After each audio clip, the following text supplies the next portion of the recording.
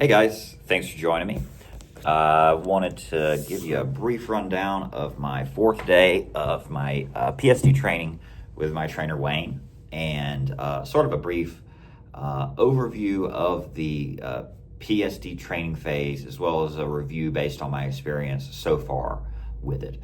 So, we've already gone over orientation. That's about a 3-day process. Takes place here at the Campus Inn. You're going to stay in the Campus Inn while you're in your PSD phase, unless you get paired with an OT or trainer or something that's going to be running loads for, several days out on the road. But when you do come back here to Springfield, you'll get another room here at the Campus Inn. But the PSD starts by you transitioning over to the pad, the building that I showed you guys the other day. And you're going to spend your first day with Miss D over there, going over some pre-trip stuff and everything, and then you're going to get assigned your trainer. So the requirement is there's a minimum of 10 hours you have to spend behind the wheel while your trainer is supervising you. So you need 10 hours of in-cab training. Now, most people are going to require a little bit more than 10 hours to actually be able to test for their CDL, because your trainer is going to make the determination, is this person ready to take their test? And, the trainers are incentivized to make sure that their students are ready on their first try.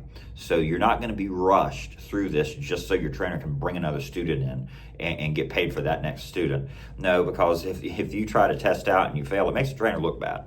So the trainers want for you to succeed. My trainer told me today that I was ready to take my CDL test. And just a brief overview of my day today. We worked on all 3 elements of the CDL test, the CDL exam. And those 3 sections are your pre-trip, which includes, all of your inspections, your in-cab inspection, engine, truck, trailer, all that. And that's a lot of memorization. It's a lot to study.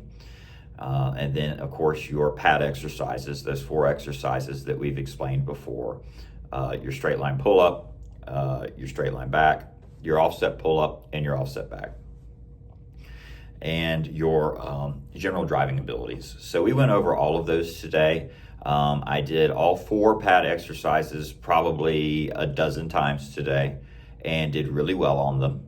So I'm really happy about that. I only screwed up a little bit on one of my offset backs, but I think that's because I was going through so many of them back to back. I started getting more confident, and I started doing them faster and faster and faster. And eventually I reached my speed that I had to slow back down a little bit because I was going through them too quickly.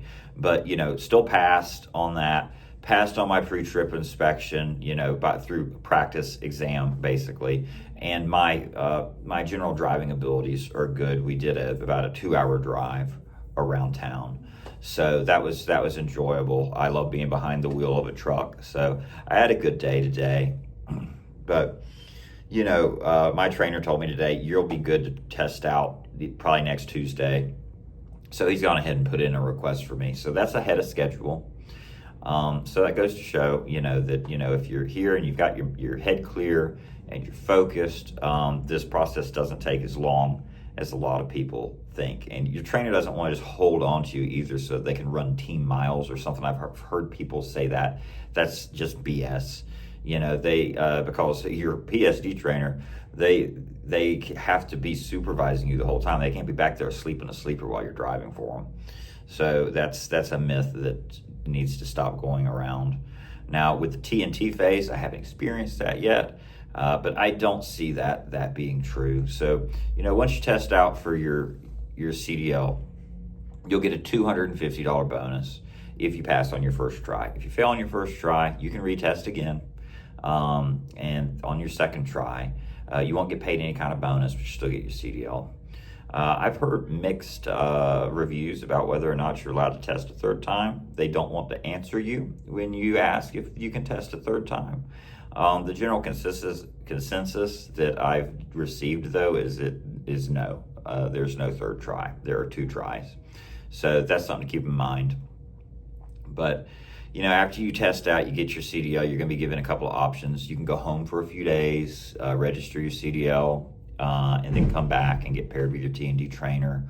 Or you can go ahead and just get paired with your T&T trainer right away and go ahead and knock out that T&T phase. And that T&T phase is 30,000 miles behind cab training, running a team with your partner, whoever that might be that you're assigned. It might be your PSD trainer, it might be somebody different. It just depends.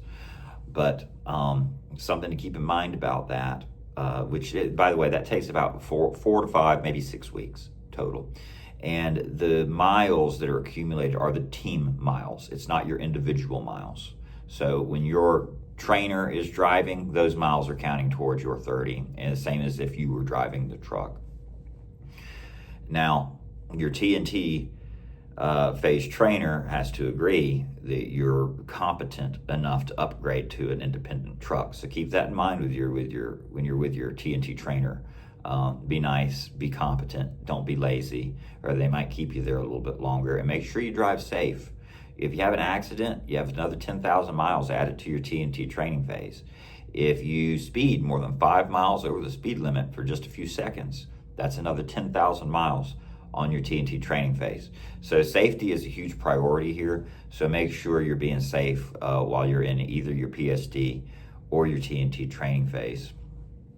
And during that T&T phase, your pay is going to change. You're not going to be just getting paid the basic $200 a week advance like you are during PSD. You're going to start getting paid your miles, your pay per cents per mile pay. It is a $900 a week minimum. If you drive enough miles to get past that 900 mark, which you should during T&T phase, you'll get paid, the higher amount. So you'll start getting paid like you're a company driver, because that's basically what you are during the T&T phase. You're a company driver, whether you're exploring being a lease operator here or not. During that phase, you're basically a company driver. Now, one thing that I did notice today, and I made a video about it earlier, when you're in these training phases, it's important not to get impatient. Don't get cynical. Don't think you're being strung along and have a negative attitude about anything because your trainer says, I don't think you're ready to test yet. Because, if you start being negative, they don't take kindly to that here, and you might get sent home. And I hate that for the people that happens to, but it's important to maintain a positive attitude. The quality of instruction here that I have witnessed so far is stellar. I think it's been great. All of the instructors are very patient. They're very kind. And they want for you to succeed. They really do. There's nobody here that doesn't want for you to succeed. So if anybody out there was looking for a company to do a paid, CDL training program with that's going to set you up for a bright future in the industry, particularly if you are willing to work very hard and become a lease operator, I would definitely recommend Prime Inc. But, that's been my experience so far. I'm looking forward to testing out next Tuesday or Wednesday. I may or may not go home. It just depends. My partner works very hard. So if I'm not able to spend any quality time with him because he's working, I may just go ahead and knock out that T&T phase and get that over with as quickly as possible and then come home after. But anyway, that's a summation of my day, a quick summation of how the training program here works. If you have any questions, feel free to reach out in the comments or shoot me an email. Otherwise, hope you guys have a great day. Thanks. Bye-bye.